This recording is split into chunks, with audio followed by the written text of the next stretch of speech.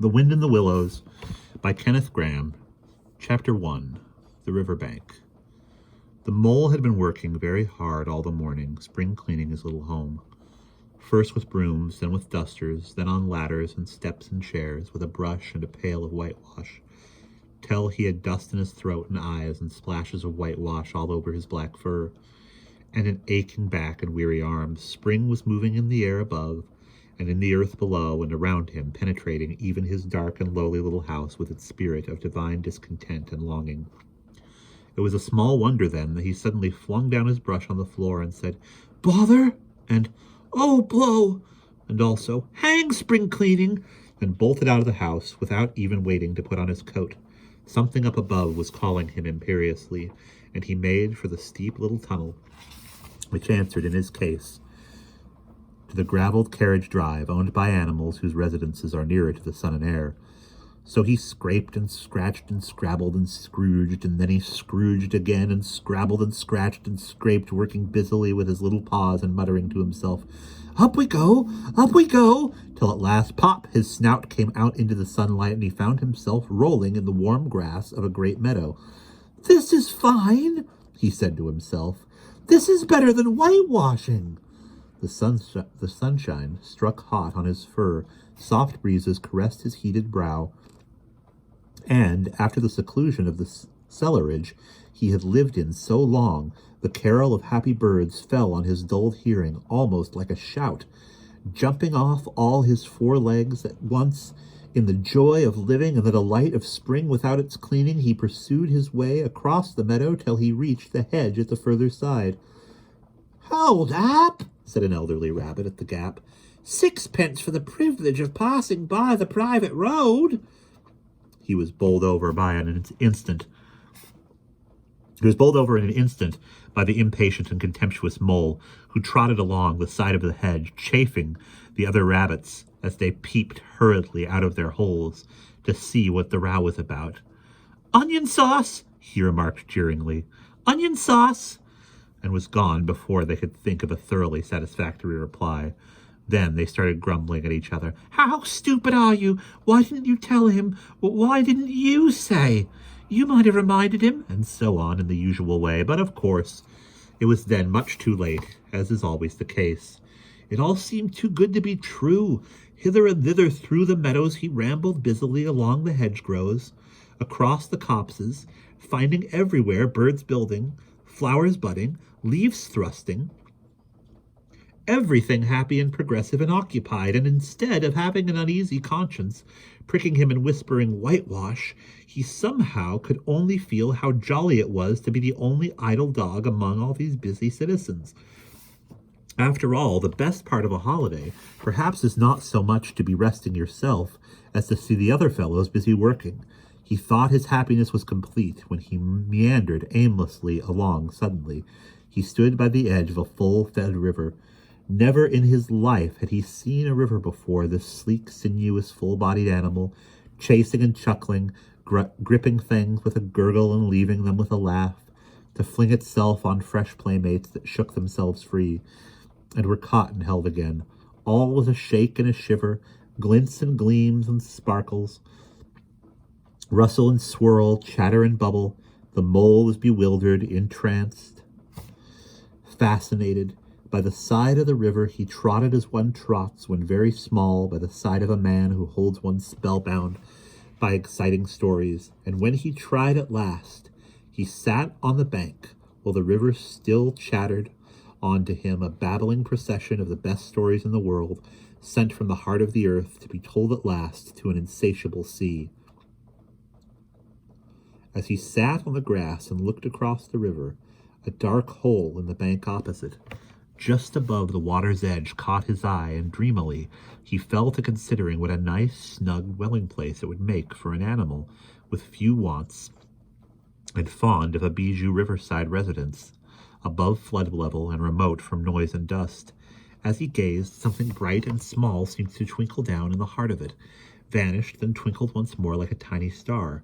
But it could hardly be a star in such an unlikely situation, and it was too glittering and small for a glowworm.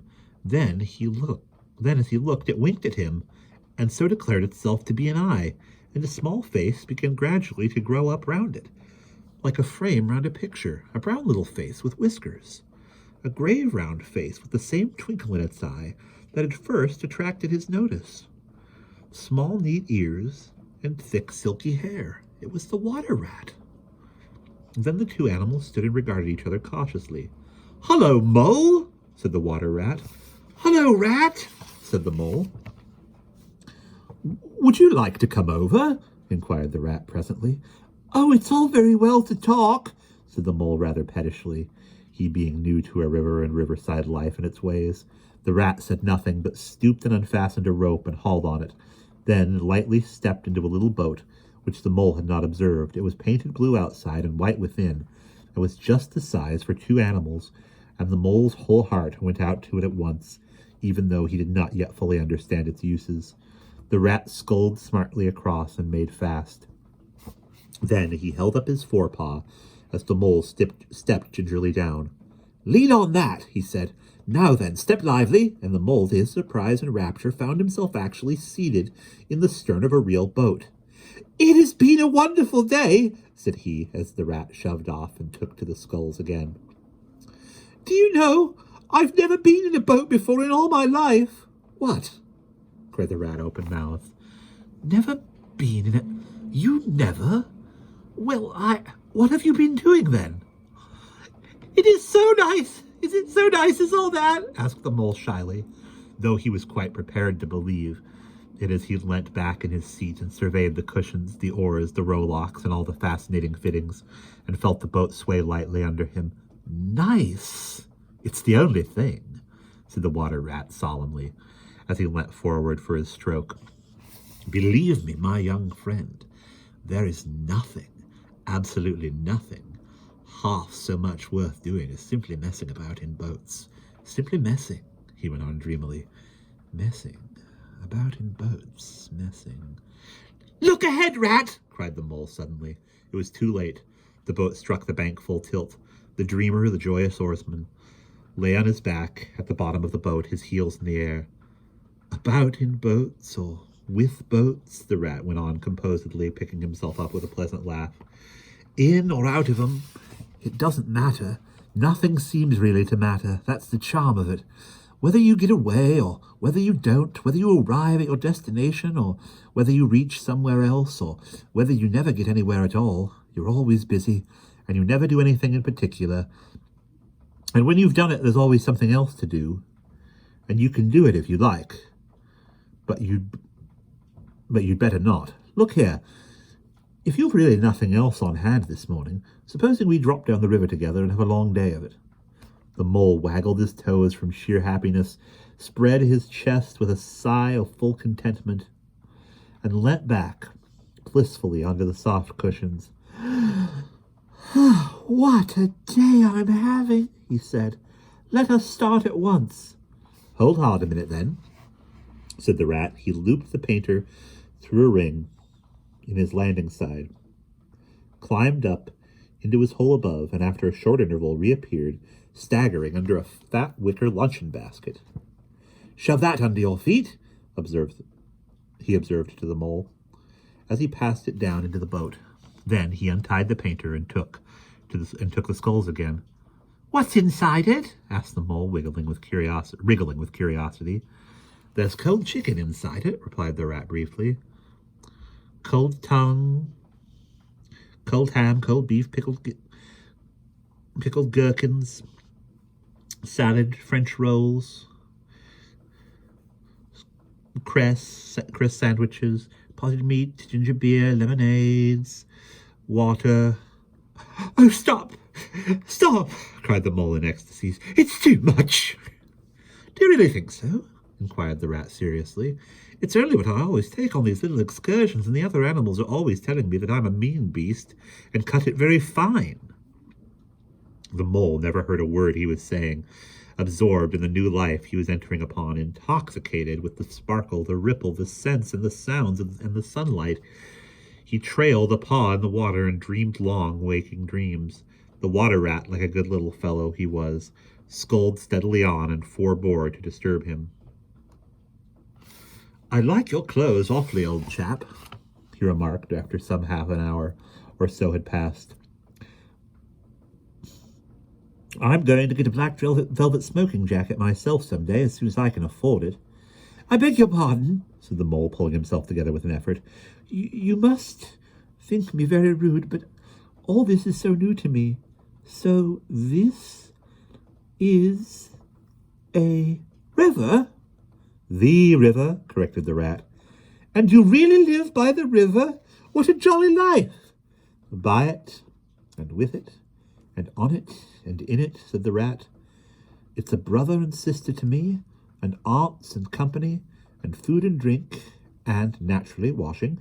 It's my world, and I don't want any other. What it hasn't got is not worth having, and what it doesn't know is not worth knowing. Lord, the times we've had together! Whether in winter or summer, spring or autumn, it's always got its fun and its excitements. When the floods are on in February and my cellars and basement are brimming with drink that's no good to me, and the brown water runs by my best bedroom window, or again when it all drops away and shows patches of mud that smell like plum cake, and the rushes and weed clog the channels, and I can potter about dry shod over most of the bed of it, and find fresh food to eat, and things careless people have dropped out of boats. But isn't it a bit dull at times? The mole ventured to ask. Just you and the river, and no one else to pass a word with. No one else to... Well, I mustn't be hard on you, said the rat with forbearance. You're new to it, and of course you don't know. The bank is so crowded nowadays that many people are moving away altogether. Oh, no, it isn't what it used to be at all. Otters, kingfishers, dabchicks, moorhens, all of them about all day long and always wanting you to do something, as if a fellow had no business of his own to attend to. What lies over there? Asked the mole, waving a paw toward a background of woodland that darkly framed the water meadow on the one side of the river. That's just the wildwood, said the rat shortly. We don't go there very much, we river bankers. Aren't they very nice people in there? Said the mole a trifle nervously. Well, replied the rat, let me see. The squirrels are all right, and the rabbits, some of them, but rabbits are a mixed lot. And then there's Badger, of course. He lives right in the heart of it, wouldn't live anywhere else either if you paid him to do it. Dear old Badger, nobody interferes with him. They'd better not, he added significantly. Why, who should interfere with him? Asked the mole. Well, of course, there are others, explained the rat in a hesitating sort of way. Weasels and stoats and foxes and so on. They're all right in a way. I'm very good friends with them. Pass the time of day when we meet and all that. But they break out sometimes, there's no denying it, and then, well, you can't really trust them, and that's the fact. The mole knew well that it was quite against animal etiquette to dwell on possible trouble ahead, or even to allude to it, so he dropped the subject.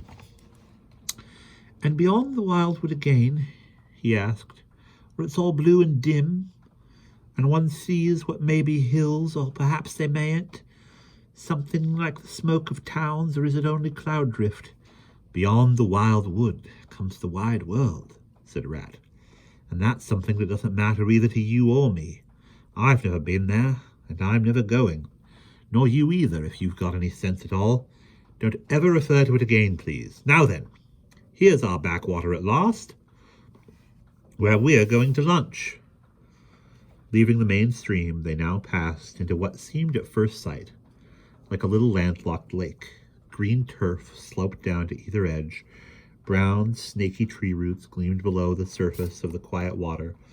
Well ahead of them, the silvery shoulder and foamy tumble of a weir, arm in arm with a restless dripping millweed that held up its turn.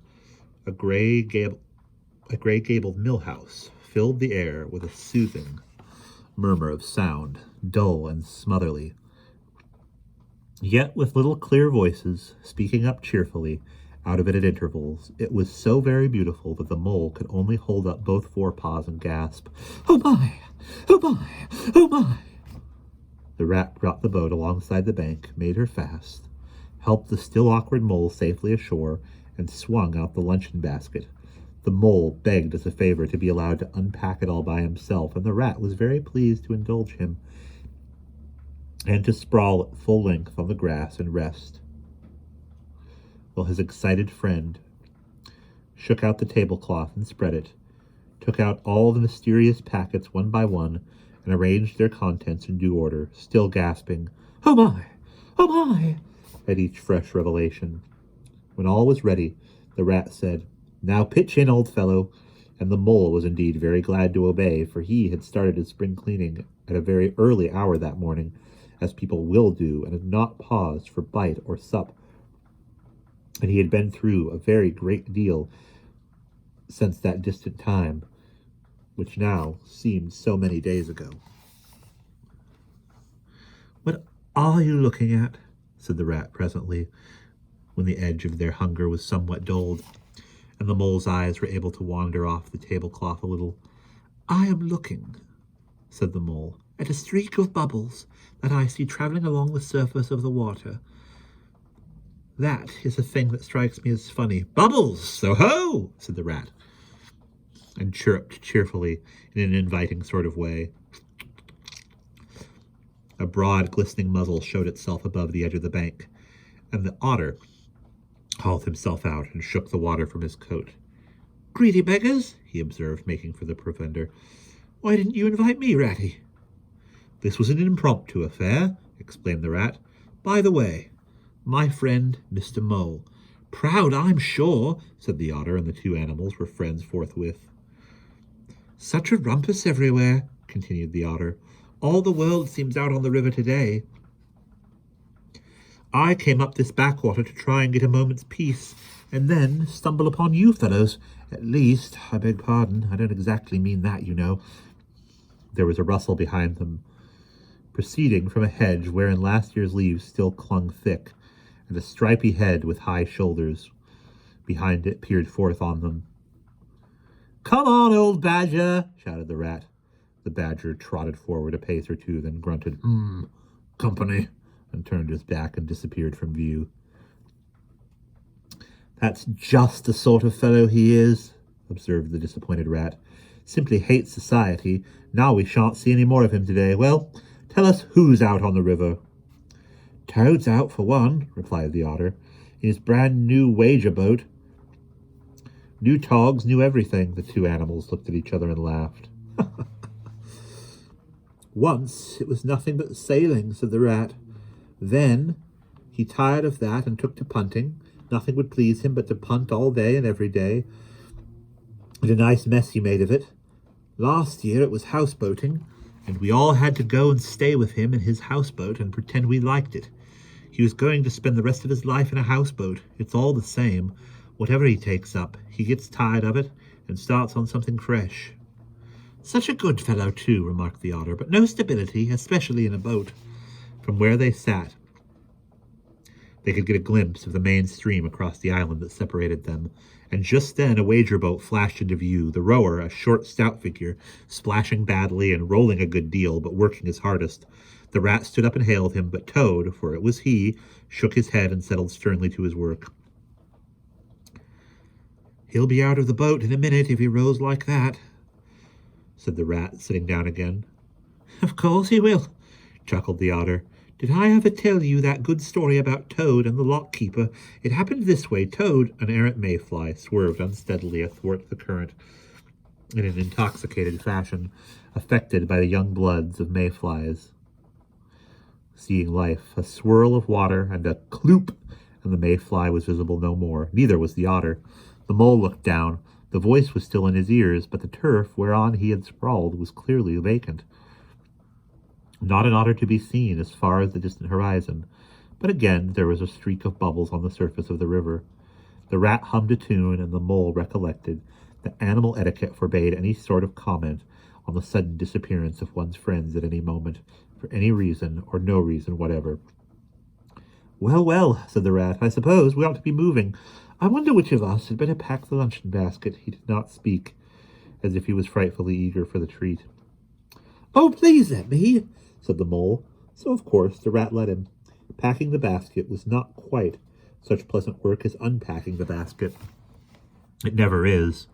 But the mole was bent on enjoying everything, and although just when he had got the basket packed and strapped up tightly, he saw a plate staring at him from the grass, and when the job had been done again, the rat pointed out a fork, which anybody ought to have seen, and last of all, behold, the mustard pot, which he had been sitting on without knowing it. Still, somehow, the thing got finished at last, without much loss of temper.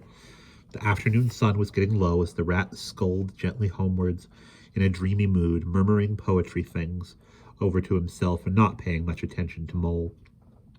But the mole was very full of lunch and self-satisfaction and pride, and already quite at home in a boat, so he thought, and was getting a bit restless, and presently he said, "Ratty, please, I want to row now." The rat shook his head with a smile. "Not yet, my young friend," he said. "Wait till you've had a few lessons. It's not so easy as it looks." The mole was quiet for a minute or two, but he began to feel more and more jealous of Rat sculling so strongly and so easily along, and his pride began to whisper that he could do it every bit as well. He jumped up and seized the sculls so suddenly that the rat, who was gazing out over the water and saying more poetry things to himself, was taken by surprise and fell backwards off his seat with his legs in the air for the second time, while the triumphant mole took his place and grabbed the sculls with entire confidence. "Stop it, you silly ass!" cried the rat from the bottom of the boat. "You can't do it. You'll have us over." The mole flung his sculls back with a flourish and made a great dig at the water. He missed the surface altogether, his legs flew up above his head, and he found himself lying on top of the prostrate rat. Greatly alarmed, he made a grab at the side of the boat, and the next moment, sploosh! Over went the boat, and he found himself struggling in the river. Oh my, how cold the water was, and oh, how very wet it felt. How it sang in his ears as he went down, down, down. How bright and welcome the sun looked as he rose to the surface, coughing and spluttering. How black was his despair when he felt himself sinking again. Then a firm paw gripped him by the back of his neck. It was the rat, and he was evidently laughing, and the mole could feel him laughing right down his arm and through his paw, and so into the mole's neck. The rat got hold of the skull and shoved it under the mole's arm. Then he did the same by the other side of him, and, swimming behind, propelled the helpless animal to shore, hauled him out, and set him down on the bank, a squashy, pulpy lump of misery. When the rat had rubbed him down a bit and wrung some of the wet out of him, he said, "Now then, old fellow, trot up and down the towing path as hard as you can, till you're warm and dry again while I dive for the luncheon basket." So the dismal mole, wet without and ashamed within, trotted till he was fairly dry, while the rat plunged into the water again, recovered the boat, righted her, and made her fast, fetched his floating property to shore by degrees, and finally dived successfully for the luncheon basket and struggled to land with it. When all was ready for a start once more, the mole, limp and dejected, took his seat in the stern of the boat, and as they set off, he said in a low voice broken with emotion, "Ratty, my generous friend, I am very sorry indeed for my foolish and ungrateful conduct. My heart quite fails me when I think how I might have lost that beautiful luncheon basket. Indeed, I have been a complete ass, and I know it. Will you overlook it this once and forgive me, and let things go on as before?" "That's all right, bless you," responded the rat cheerily. "What's a little wet to a water rat? I'm more in the water than out of it most days. Don't you think any more about it. And look here! I really think you had better come and stop with me for a little time. It's very plain and rough, you know, not like Toad's house at all. But you haven't seen that yet. Still, I can't make you comfortable, and I'll teach you to row and swim, and you'll soon be as handy on the water as any of us." The mole was so touched by his kind manner of speaking that he could find no voice to answer him, and he had to brush away a tear or two with the back of his paw, but the rat kindly looked in another direction, and presently the mole's spirits revived again, and he was even able to give some straight back talk to a couple of moorhens who were sniggering at each other about his bedraggled appearance. When they got home, the rat made a bright fire in the parlor and planted the mole in an armchair in front of it, having fetched down a dressing gown and slippers for him, and told him river stories till supper time. Very thrilling stories they were, too, to an earth-dwelling animal like Mole. Stories about weirs and sudden floods and leaping pike, and streamers that flung hard bottles. At least bottles were certainly flung and from streamers, so presumably by them, and about herons, and how particular they were whom they spoke to, and about adventures down drains, and night fishings with otter, or excursions far afield with badger. Supper was a most cheerful meal, but very shortly afterwards the terribly sleepy mole had to be escorted upstairs by his considerate host to the best bedroom, where he soon laid his head on his pillow in great peace and contentment, knowing that his new-found friend, the river, was lapping the sill of his window. This day was only the first of many similar ones for the emancipated mole, each of them longer and full of interest as the ripening summer moved onward. He learned to swim and to row, and entered into the joy of running water, and with his ear to the reed stems, he caught at intervals something of what that wind went whispering so constantly among them. And that is the end of the first chapter.